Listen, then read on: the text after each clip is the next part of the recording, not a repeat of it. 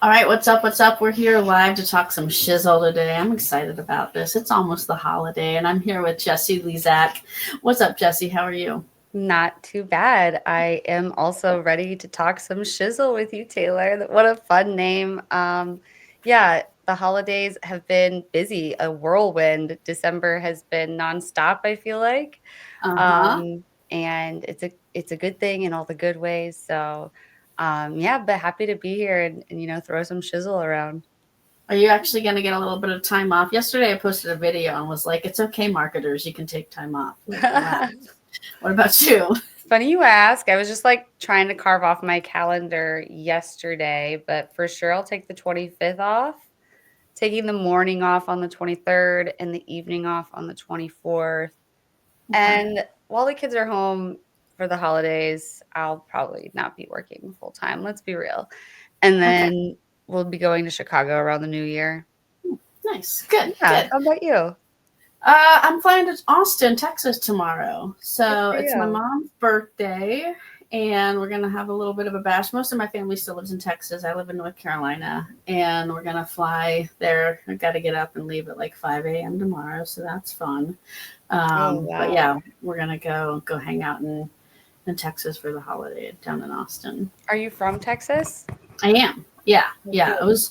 I was born and raised in Austin, which people find out. I remember one time I went back to Austin, got in an Uber, and I talk to Uber drivers a lot. A lot of people like to be quiet. I like to talk. And, I'm talking and I'm telling my driver that I grew up here. And she was like, "You grew up here?" I don't know if you know anything about Austin, but like it's changed a lot.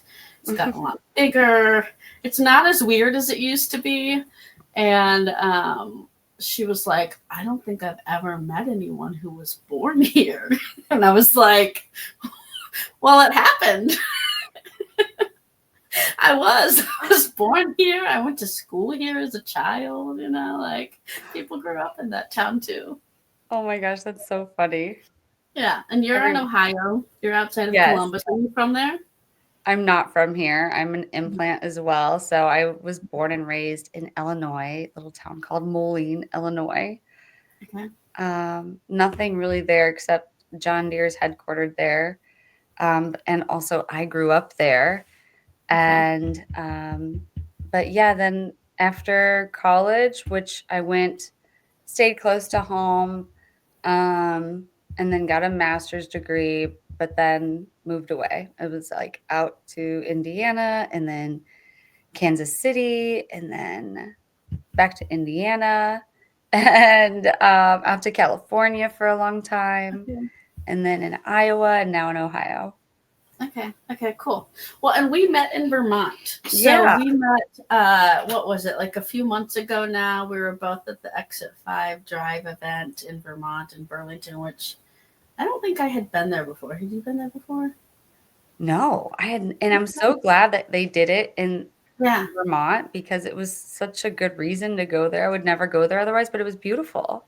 Yeah, it was really, really nice. We had a good time. And Yeah. no, we were sitting down. I don't know. We were talking about who knows what we were talking about at lunch one day. And I just thought you were cool and said, let's talk some shizzle. So let's get into it. So and since then, we've kind of become friends a little bit here on LinkedIn. And Yeah, I appreciate the content you put out. You talk a lot about likewise. personal branding, and it is something that I think one is very important for brands, to be thinking about the personal brands of people on their team.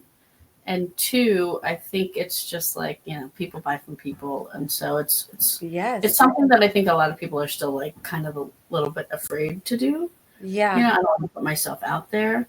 Right. And so I was hoping that you could give us some tricks of the trade today and, Sure. talk to us a little bit about Reviting, what you do at Reviting, how you Yeah. started, and then let's get into some personal brand stuff. No, I really appreciate that. Personal branding, it is my topic. That's what we help people with, but we do it through live streaming, just like you're doing now. And that's how I got started. So I was a chief marketing officer for a smaller data company out of Florida. And I was like, hey, we were B2B, hey, I think we need a podcast. And they were like, have you ever put on a podcast? And I was like, no, but I think we need one. And this was, I don't know, probably 2021, maybe 2022. I Okay. think, no, it was definitely 2021. And they were like, well, we would have to hire a firm or like an agency to help us. And I'm like, no, no, no, no, no, no, no. I think we can do this for like, low dollar. Um, and so I went off on my own on the side to like try it out. And I'm like, I'm just going to test out these tools. But for me, my audience was on LinkedIn. I went and hang out with my homies on LinkedIn. So I'm like, I want Mhm. this to go live on LinkedIn. So I tried some tools out. And sure enough, I landed on StreamYard. I know we're on StreamYard Mhm. now, and I became a StreamYard affiliate. But I just started going live in the evenings after work at 9 p.m. Hmm. I'd get my kids to bed. They were younger then. By earlier, and actually, at first I was going live about 9:30, and ended up moving that up later on, but to 9. But still, it was always like a late night show. So Huh. kept my job for a long time, and then 6 months after starting the live stream, it was a sponsored show. So then at that point, um, I continued working for about another 6 months, and then convinced my employer to let me go fractional. And I thought it was good for them. I thought it was good for me. Mhm. And even still to this day, I work with them, which is really lovely and beautiful. Like, I'm glad that I've been able to maintain that relationship and continue to help them. And before I ended up leaving there, we still did start their live stream and podcast. So I Mhm. went out, tested the tools on my own. A couple months later, we started their show. And even still to this day, their show is running. And, like just today, here in a couple hours, we'll be bringing on the chief growth officer of Lotame. So it's a data company, and Lotame is another data company. So now we're bringing on like people relevant in the industry, and Mhm. go live. We repurpose it into podcast, short form video across channels, YouTube shorts. Of course, TikTok's going away, Oh, yeah. which is sad. But Yeah. yeah, that's what we do is we help people go live on LinkedIn, and then we Okay. use AI to repurpose it to your newsletter, to your blog, to short form video, to your posts. Because when you go live, you're authentically in front of your audience, being vulnerable anyway. Sometimes you get those hard questions, and there's really Mhm. good moments in a live stream. Yeah, I love live streaming. I mean, I've started messing around with it on LinkedIn as well myself. I haven't done a lot in other platforms. Do you go live like on YouTube and other places too, or do you Yeah, mostly focus on LinkedIn? I do LinkedIn, Yeah. YouTube, Facebook, Instagram, and Twitch. But Okay. Okay. most people watch on LinkedIn. Yeah. Okay. Well, we decided randomly to go live today, because a lot of times, like now, we just record these shows. But I decided, I was like, "You're a live person. Let's do this live." And they're like, "Yeah, let's do it." So here we are. So, okay, let's talk about personal branding, and I want to get into how do you help executives that say, "Oh, I don't want to put myself out there. No, I'm just doing my thing back here. I'm running the company. I can't be out there in the forefront." You probably hear that a lot. I know I hear that a lot. How do you handle that conversation? Mhm. And how do you help people like see the light? And I understand like not everyone wants to be out there. That's fine. But how do you help people sort of like shift their thinking a little bit around the importance of personal brands representing a company brand? I think showing them competitors in their industry is helpful who are doing Mm-hmm. this. I think also saying, hey, look, you don't have to do this, but there needs to be a face of your company. And you Mm-hmm. can hire someone to do that. But the risk in that is that person could up and leave at any time, or they could do something or say something that you wouldn't agree with that could potentially tarnish your brand. So at the end of the day, you are the leader of this company. You should be the face of this company. Um, and it's not being boastful. It's putting a human face to the brand. So not only should the executive go live, but the entire team should go and be involved as well. Maybe not going live, but having a respectable, presentable LinkedIn that has some content, going out, maybe not a post every day, but um, stuff that's not just super branded to them, but is about them as humans. Because again, people connect with people, not brands, right? So if Mhm. you are out there being, and this is why I love live streaming because it's live. We can't edit this. We can later on. We can edit and repurpose it all we want and make it way better. But right now we're live. So people are capturing anything. If they want to ask us questions, throw us off, ask us about the plant in the back. Like it's just a real conversation. And that's about as real as you can get when you're not in person and you're doing it, Yeah. and people are purchasing on live streams too. Like, Mm. you can send people from a live stream when they're engaged and you're, say, showing a demo of a product, you can send them to a free trial of it. Or you can run a Mhm. promo and get people engaged, but making it about the transition.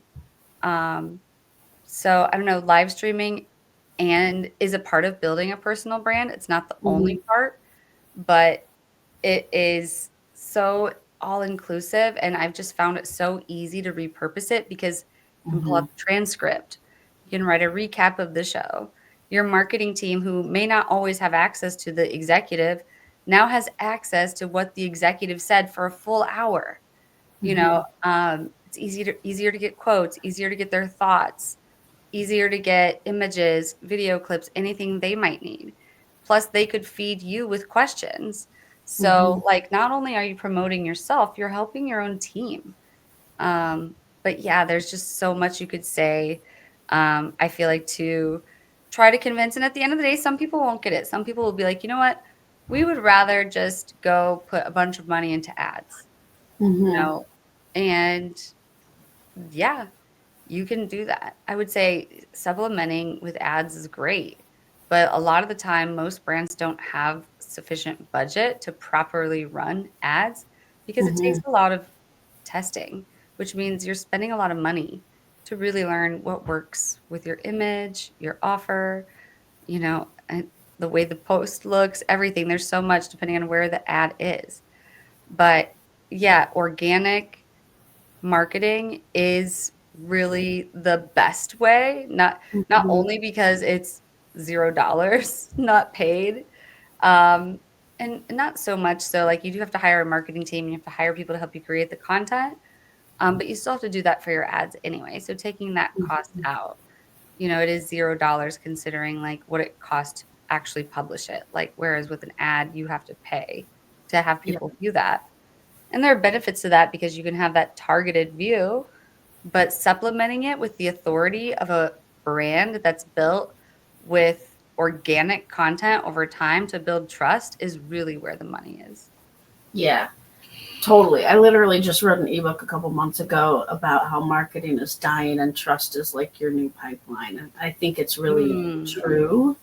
And I think that is why personal brands in line with whatever company brand, whatever it is like you're doing for the world is so important because it's like people will trust people right, more than a company or an entity. So right. aside from live streaming, what are some of the foundational elements you think are important for people to ponder when they're thinking about a personal brand? So maybe like, okay, I'm sitting here, I'm thinking, okay, I should build a personal brand. I don't even know where to start. Like what do you say to that person? Yeah, I say, what do you want out of life? Like, what are your goals? Like, let's take this like high level. What do you like? We can't start with like, what's your goal? Let's start with, what do you want out of your life? What do you want to create from this life? What do you want to accomplish? Okay. So you want a certain amount of wealth, you want to end your generational trauma, you have all these goals for your life, right? Um all right, well, in the next 10 years, what do you need to accomplish to get yourself toward there? Mm-hmm. And then let's like write that stuff down and let's just go really deep on who we are. We do this in my retreat. We did a retreat last summer.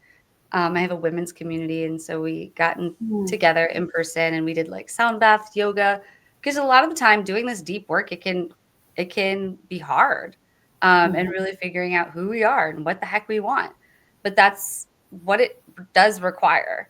And you better figure that out anyway, because once you start putting yourself out there, then you need to have flat feet to be able to stand tall, because people are going to throw tomatoes and you just have to be able to withstand it, because not everyone's going to like you. You just have to learn how to lean into those people just as much as you lean into those who do like you. But yeah, I think you have to go deep. You have to work backwards, figure out, what do you want out of this life? What do I need to do in the next 10 years to get there? What do I need to do in the next 5 years to get to the 10-year mark? And what do I need to do this year to get me on the way to that 5-year mark? And then have it all written down. And, we're at the end of the year, so people are planning anyway. So this is a great time to do this for yourself, not for your company, for me. What do I want? How am I going to get there? And not only that, who's going to help me get there? Is it a job that I want? Is it a job that I think I need that's going to help me get to this place that I need to be in 5 years, so I can do that thing in 10 years, so I can do that other thing in the end of my life? So like just working backwards kind of makes it real, because we all have that death date, right? Who so we've got to figure out, what are we going to do in this short amount of time? And it's good to reflect on that and do the deep work to figure out who you are. So then once you figure out all that stuff, you're like, this is what I want. Here's who can help me get there. If not like for a job, here's who I need to sell to help me get there. If you run a business or something. All right. Now, what are the 3 things you want to be known for?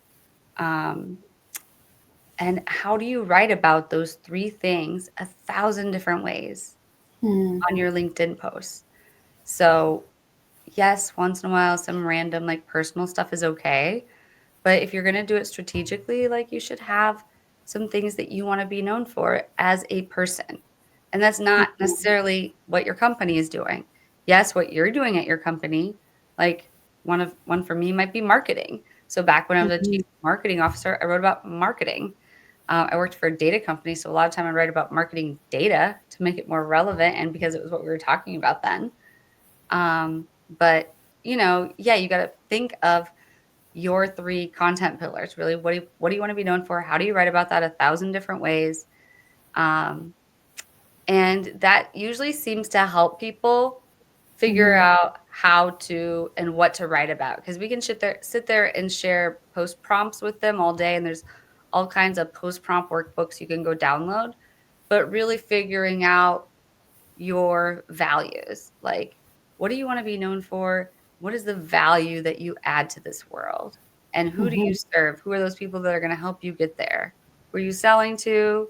Who are you trying to get a job from? Those are the people we want to really highlight. And those are the things we want to really highlight on your profile. So you want to have like your value prop on your cover image and your call to action. What do you want to have them do? And have all of that stuff really clear, which you're probably, if you're a business owner and executive, you're doing a lot of that stuff on your website anyway. So now you just need to think of your LinkedIn as the website of you. And done strategically, you can get inbound for your business through your personal brand. It's good to do simultaneously with your company brand too, but it's easier to grow a personal brand on LinkedIn than a company brand. But it's still, I think, important to grow your company page. Yeah. What about some other channels that you're finding? Let's just talk like B2B, because we are on LinkedIn right now. What are some other channels that you are finding are maybe proving successful, or you think have opportunity for personal brand growth as it relates to more like the B2B space? The B2B space, man, so much. I mean, we could talk about email. Email isn't dead. And that's still a personal brand, because that's your name that they're clicking on. So like for your marketing opt-ins, just making sure that you're still being your person to people who want to opt in if you are that face of the brand. But I don't want to get into email. I'd get into YouTube. I think YouTube will see, you know, as TikTok goes away January 19th, especially, we'll see more on the YouTube front. But think video in general, any platforms that are optimizing for video, you know, video that can't be done by AI, right? So our conversation right now couldn't be repurposed per se, like on AI. So live streams will continue to be important. YouTube is good because it allows for long form content. And while you may not get a lot of impressions on your long form content, you will get people who are more middle of the funnel, bottom of the funnel, who will watch that long form content to really learn more about you, what you're doing, and figure out if they trust you or not. The short form content is becoming the top of the funnel. It's those impressions. People are not just seeing you, but they're learning from you in a short matter of time. And those 30-second clips, those minute clips, or even 90-second clips, even on LinkedIn, like LinkedIn, we're seeing more short form video. We'll be seeing more people going to Instagram Reels, I think, since TikTok's going away. But YouTube allows easily for long form content, which I think the smart brands, they can see through the fact that the impressions aren't as important because the long form content is helping them bring in the quality audience that they want to. I think it's funny. My son asked me, he's about to turn 14. And last night he asked me, Mom, what do you think about TikTok going away? And I was like, that's a good question. I mean, I have personally not gotten on TikTok. Okay. And mostly because I just was like, even though people would tell me, like, you really should be on TikTok, I was like, I can't do one more thing. And it's been more like digging my heels in and being like, no, I'm saying no to like more channels on a personal level. Maybe that goes down to the personal values and goals and everything like that you mentioned. But it actually really made me think a lot about how, when you think about the importance of, one, owning your audience, like people who are email people will always say, like, email is, you always get to like own that audience versus these platforms, and you're sort of like, you know, you're playing by their rules with the platform. I think this is a good example as we're thinking about this, is like platforms can go away. Yes. Big corporations can go away, you know, all of a sudden. And so when you're thinking about your personal brand, I do think it's, one, important to probably not just only sit on one platform, and two, think about how can you start to sort of like have breadth, you know, of reach across different places, so that if one platform goes away, you're not like, oh, like, what do I do now? I don't know how if you're on TikTok or how you're feeling about that. How would you answer that question if my son had asked you that question? I would say, I think it's too bad because I am on TikTok and I've monetized TikTok. I work with brands and I make video clips of their products. So like right now, for example, I just got this organic, plant-based, handled big toothbrush that I need to make a video about. That's I got huge. these like shoelaces. These are random. But I also got this like luxury perfume, and I've got jewelry and clothes. So for me, it's pretty sad because I would be losing all those gifts. And then I make commission when I make videos and people buy those gifts from the link in my video. So yeah, I mean, I don't make a lot of money on it. My husband's like, I think it's a distraction compared to what I do otherwise. But for me, it was really fun. And I just really liked the algorithm. It was just so interesting, but I don't know. We don't know what we don't know. I don't know what the US government knows and why they want to shut it down. But I guess I'm still optimistic that it's not going to go away. It just doesn't feel real to me. I think someone will buy it before the 19th. I don't know. And I'm sorry, because we also talked about that. I said it is sad. There are a lot of people who have built businesses on that platform, and you know, they're gonna have to figure something out. So I'm sorry for you that is the case. Boo. I know. Yeah. Okay. So what would you say to your younger self? about personal brand building? Maybe something that you've learned along the way where you're like, oh, I wouldn't do that again, or that was a good move. I would say just don't hesitate. Like, Mm. I was on LinkedIn in 2010. I didn't really get active on it until about 2014 when I had a B2B marketing job. Maybe it was even a little later than that. Maybe it was 2016. I'm trying to remember. But I did like still build a little bit of like when I was in college in 2009, 2010, I was still connecting with people in college because I was like, oh, I'm not going to know these people. And I don't want to just connect with them on Facebook. I want them to like to be like a professional connection. So that's how I saw LinkedIn. So I was one of very few people in my network who was doing that. And I would be that person who took all my email connections and sent them like a LinkedIn invite, like join LinkedIn, blah, blah, blah. But yeah, I shouldn't have hesitated. I should have still just like posted. Back then, even if I think about it now, like just imagine if I had just started writing and posting, like because I would do Vine videos. Just think if I would have posted my Vine videos back then on there, or I would have done even YouTube. I still have some of my old YouTube videos up there, of, like cooking with my grandma. Like I could have like totally posted that on LinkedIn. Probably would have been shamed back then, but who cares? It would have been like building a personal brand anyway, and it would have been like over time it builds, right? So like you might get one follow, one connection, but over time it just compiles. So I was going to do it anyway, so I should have just started earlier. Just take action. Believe in yourself. I think that makes sense. I also just started messing around with it. It is funny. There are like old videos that I go back and find them like Facebook lives and stuff. I'm like, what was I doing? I know, right? But at the same time, to your point at the beginning, like it was authentic, and I think it worked. And I think it is one of those things where like start with something and do something that feels comfortable for you. If you're not comfortable at all with video, don't do video. Do what is authentic for you and comfortable with you. I don't know what you think about this, but I think it's gotta be real. And if it feels really forced and you're super awkward and uncomfortable, one, like you can get better at it with practice, like anything. But two, like I think create content that feels authentic to you, and like the better stuff will come out. Right. As opposed to just, and maybe that's why I never got on TikTok, even when people were telling me, because they were like, do TikTok. I was like, I just can't, I just, and it's fine, Yeah. and maybe I could have grown on TikTok. I don't know. But, I think, just start and maybe don't have regrets. Is there something that you feel like you did really, really well that you would tell other people? I think the same thing is I didn't start as fast, but I did start.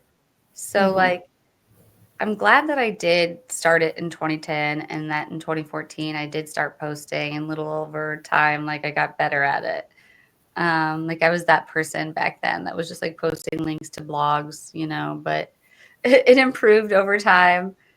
But you learn, you fail, you embarrass yourself sometimes, just like sending LinkedIn connections to like stuffy old people who are like, why do you think you can connect me on LinkedIn? I'm like, we just met in person. I used to work in government and stuff. So like I went through this, like I was still like in those jobs, I was still connecting with people that I met. Everywhere I went in my career, I was using LinkedIn to engage with people, remain connected with people who I wasn't going to be connected with in person anymore. And I'm glad I did that. I just wish I would have done more. Yeah. Okay. What, I don't know, what would you close this out on? Like anything that I've missed? I know I had this big long document of questions and we just sort of started. Yeah, no, I love that. Which I appreciate. But did I miss something? I think to kind of like piggy off of what you just asked is believe in yourself. Like I should have believed in myself more. But one thing I did too that was good that I could have done more of is I would leave jobs a lot. I would like go do my part, add my value. And then when I saw that maybe they could do things better, or maybe I could go learn something different, I would just start applying for other jobs while I had a job. and leave friendly and start somewhere new. And that was how I climbed so fast to like social media manager to CMO before, I think by the time I was 35. And I was a CEO, co-CEO at a Series C for a little while. But, I guess, that just believe in yourself and take action. And you don't have to be stuck in one job. They might not ever promote you. And that was how I was able to climb fast, was just by finding the jobs I would want and go apply for them. And being active on LinkedIn always helped me do that. Yeah.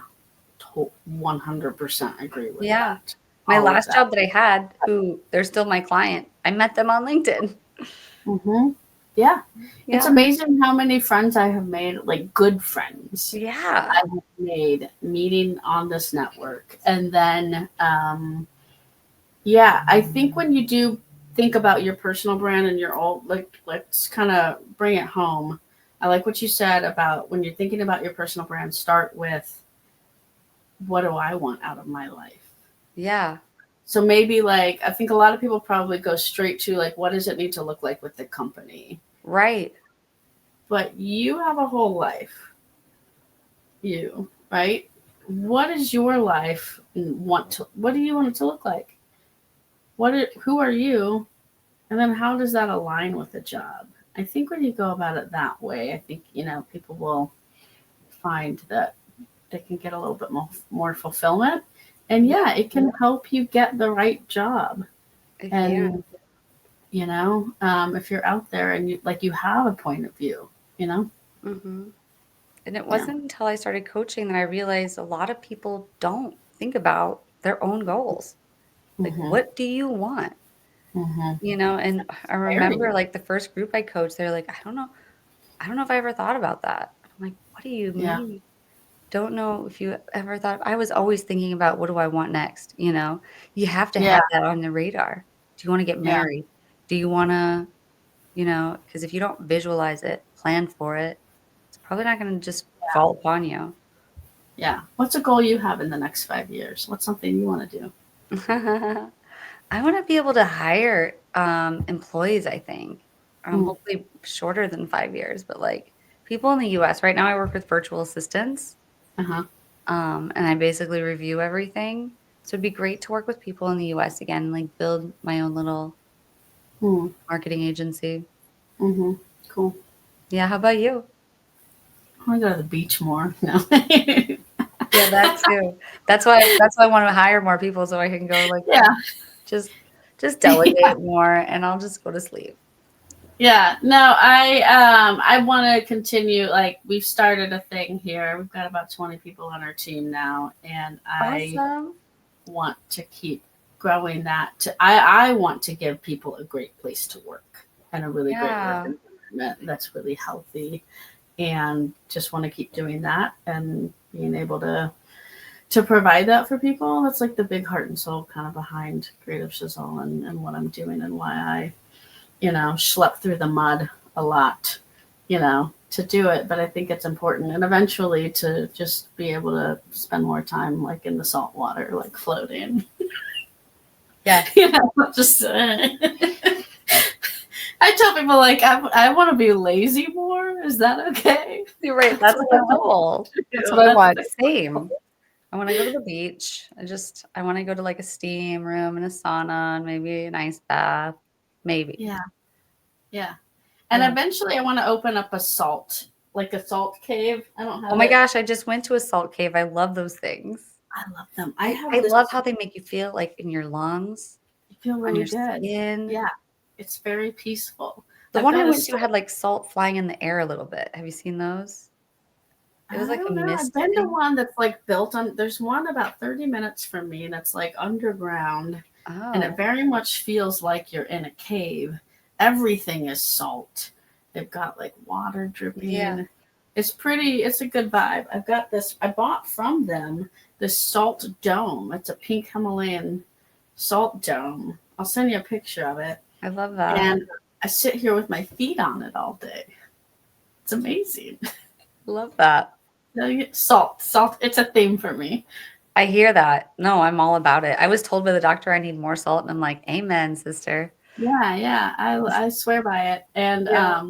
no, eventually I want to have a retreat for executives that has things like salt cave time Yes. while you're figuring out how to be a better leader at your company. That's what I did. Yeah, mine was Yeah. like building your personal brand. It was Yeah. all women. It was like rise, sister, rise. Yeah. Yeah. We should talk more about that. Let's do it. We had a Yeah. yoga instructor, sound bath, but now I'm certified in sound healing and I have bowls, so Okay. I'm gonna just do it Cool. myself. Cool. Yeah. All right. Well, Awesome. it was Well, so hey, it's been lovely. fun. We're going to close out the live stream. Thanks, everyone. I don't know who joined us, but thanks for joining. Hopefully this was fun. It was fun to talk to you, Jessie. And Yes. we'll see you next time, folks, on Talking Shizzle. Talk some shizzle.